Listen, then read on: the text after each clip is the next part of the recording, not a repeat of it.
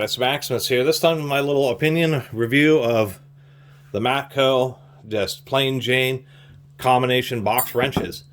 I just did a video about the DeWalt ratcheting box wrenches. Some random tools that have been at a garage sale. Garage sale had a whole bunch of stuff, a whole bunch of collectibles, but they did have a little bin of tools. And one of the things in the bin was those DeWalt ratcheting box wrenches. And three kind of seemingly random Matco wrenches. One is a 19mm, that could be handy. An 8mm, which is basically the same as 5/16, that could also be handy. And then an 11mm. Now I've been reading, and actually people have commented on a few videos that the Matco box wrenches are Taiwanese. They're actually not made in USA, and I don't see made in USA anywhere on them. Otherwise, they seem to be relatively well made, but there's nothing that really sets them apart.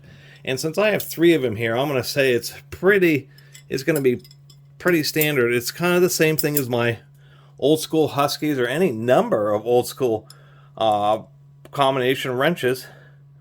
The angle, the 15-degree angle, seems to be relatively consistent, although a little bit shallow on the 8mm here. One thing I was doing is showing the buckles. At least they have pretty decent even grinding. It isn't like one side is like a wedge or something. But they're all kind of rounded, which is kind of what the Taiwanese ones are. The buckles do seem pretty thick, especially on the 8mm. So I think they're more than, strong enough. I've measured their sizing. Their sizing is good. They all seem to be straight. And, these have beat around, but at least they have decent chrome plating.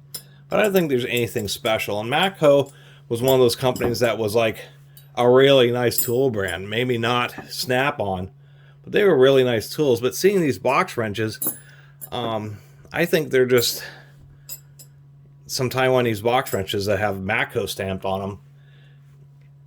And there's nothing that really sets these apart for the price that Matco, for what Matco wants off of these, off a tool truck. I mean, you might as well just get some Protos that are still American made, or maybe some, yeah, and I'm going to say I would pass on these unless you're already invested in Matco and you have the tool truck guy come around. I just looked. The tool truck price is $403 for 15-piece set of these. My word. No, I don't think these are worth $400 for a 15-piece set. I would certainly, once again, get Protos. If you're going to spend that kind of money, just get a SnapOn. And at least with the SnapOn, you get the name of SnapOn. This is one of their more modern 14mm. Still made in America. You get nice, large size stamping.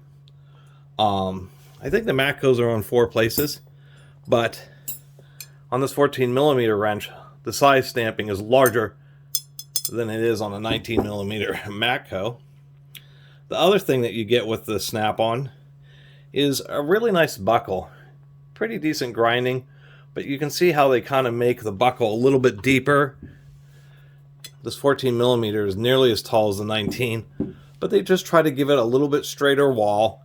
That way it can fit in just a bit tighter of an area.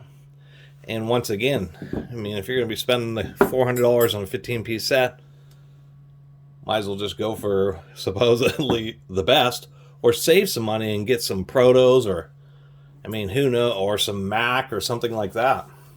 Or heck, just go to Harbor Freight and get the icons. I'm sure those icons, if you did a torque test to failure, they'd be real close to these Matcos. And then at least if you get the icon box wrenches, it's just a basic tool, so if they break, it's super easy to swap out at Harbor Freight. Otherwise, if you're going to spend a lot of money, once again, let's get some snappers for $400 for a 15-piece set. Anyway, really appreciate everybody who's been watching and subscribing. If you haven't subscribed, please do. Till next time, Catus Maximus out.